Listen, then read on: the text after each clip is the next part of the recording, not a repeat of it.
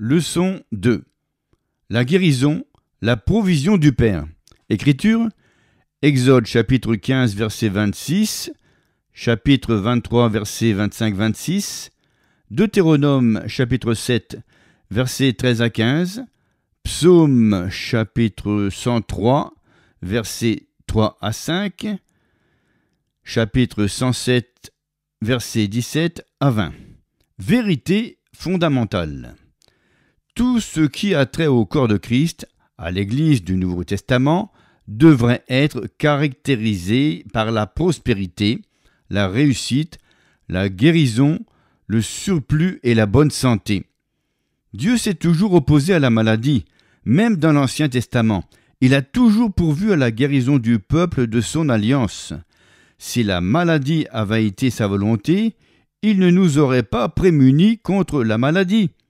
Quand le peuple d'Israël a traversé la mer Rouge et s'est dirigé vers sa patrie, le Seigneur a déclaré, Exode 15, verset 26, « Si tu écoutes attentivement la voix de l'Éternel, ton Dieu, si tu fais ce qui est droit à ses yeux, si tu prêtes l'oreille à ses commandements, et si tu observes toutes ses lois, je ne te frapperai, l'hébreu dit littéralement permettrai, d'aucune des maladies dont j'ai frappé les Égyptiens, que j'ai permises parmi les Égyptiens, car je suis l'Éternel qui te guérit. » Notez qu'il n'est pas le Seigneur qui rend son peuple malade, mais le Seigneur qui te guérit.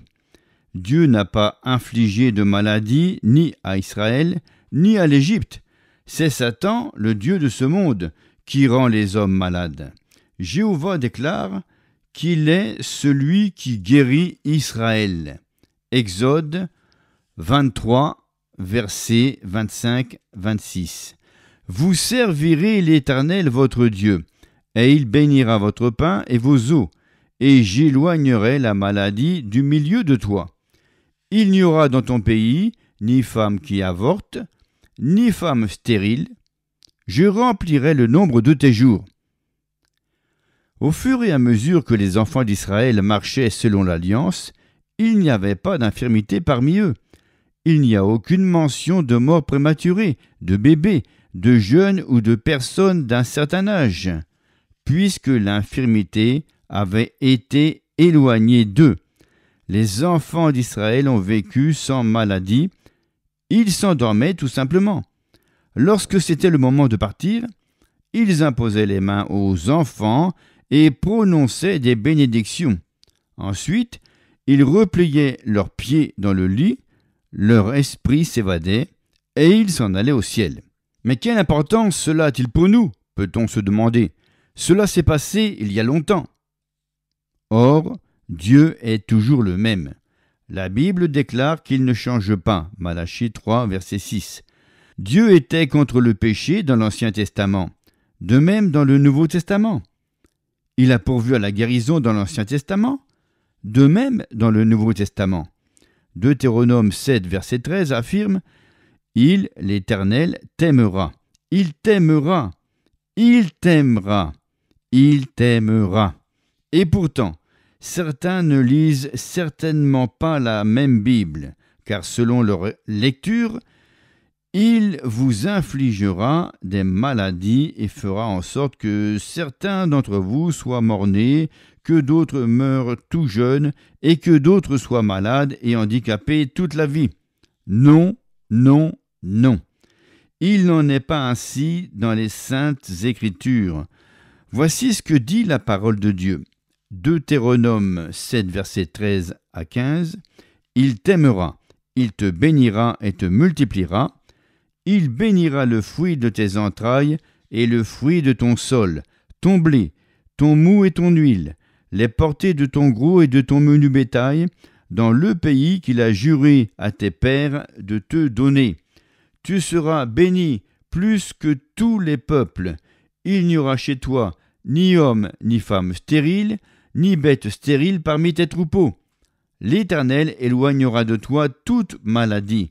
Il ne t'enverra, ne permettra aucune de ces mauvaises maladies d'Égypte qui te sont connues, mais il en frappera tous ceux qui te haïssent.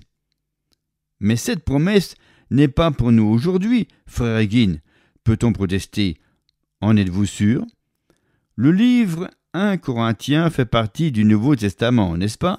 Selon 1 Corinthiens 10, verset 11, ces choses aux enfants d'Israël, ces choses leur sont arrivées pour servir d'exemple, et elles ont été écrites pour notre instruction.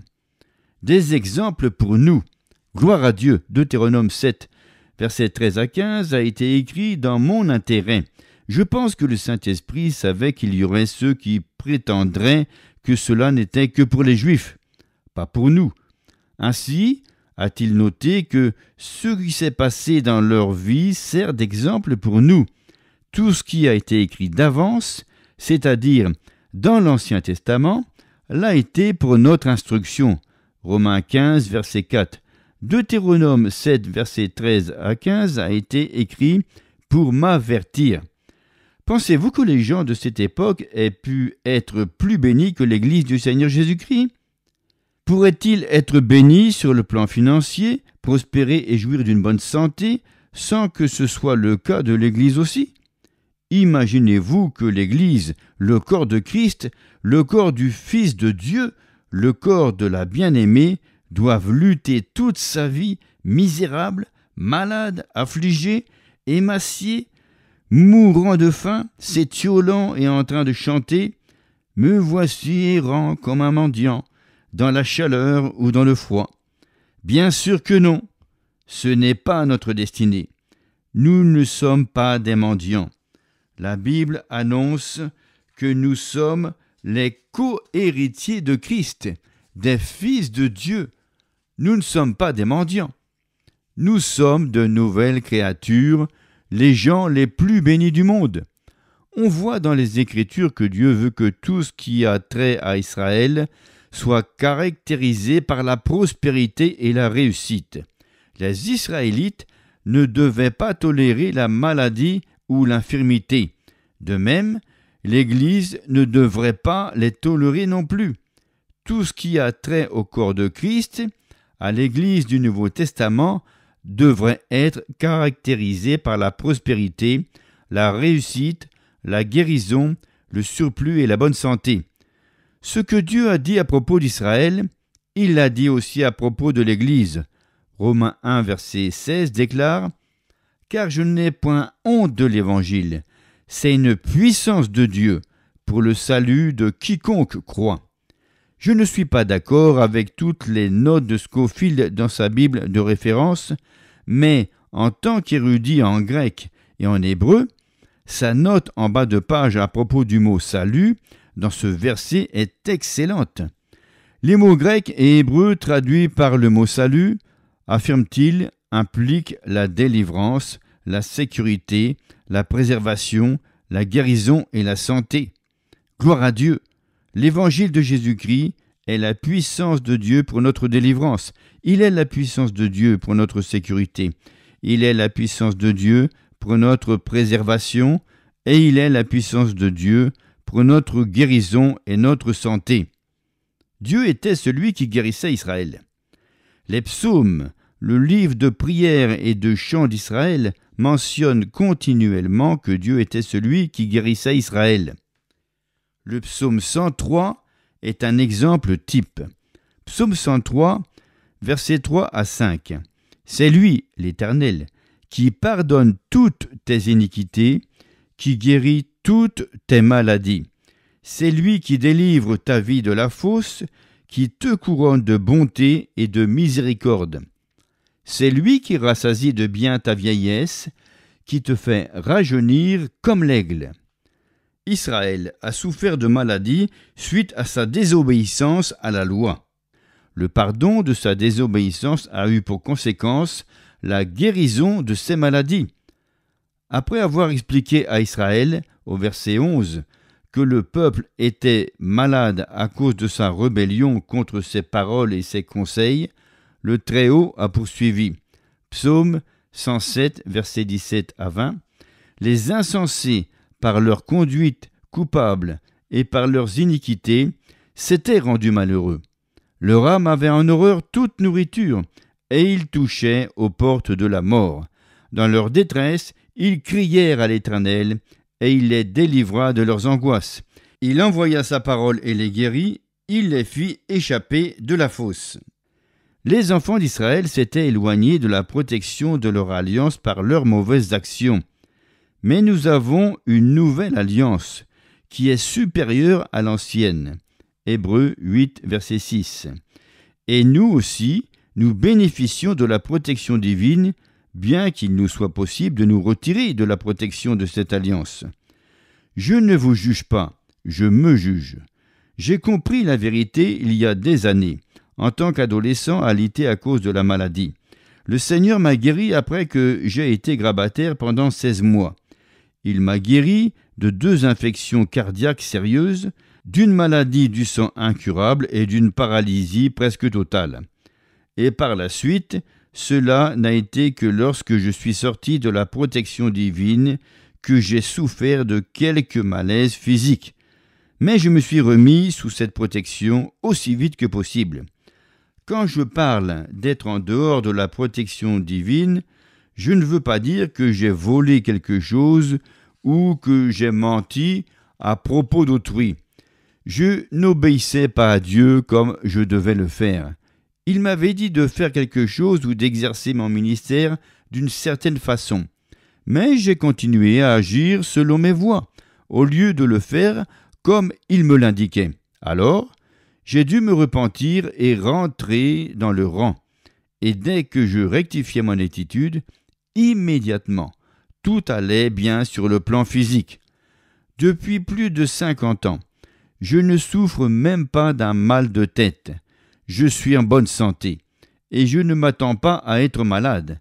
Je pourrais l'être, mais j'ai l'intention d'obéir à Dieu jusqu'à la mort. Si Jésus tarde, je peux vous assurer que je vivrai longtemps. Je saurai quand ce sera le moment de partir et je saluerai les autres avant de m'en aller. Je verrai le ciel et je dirai « Le voilà, mes amis ».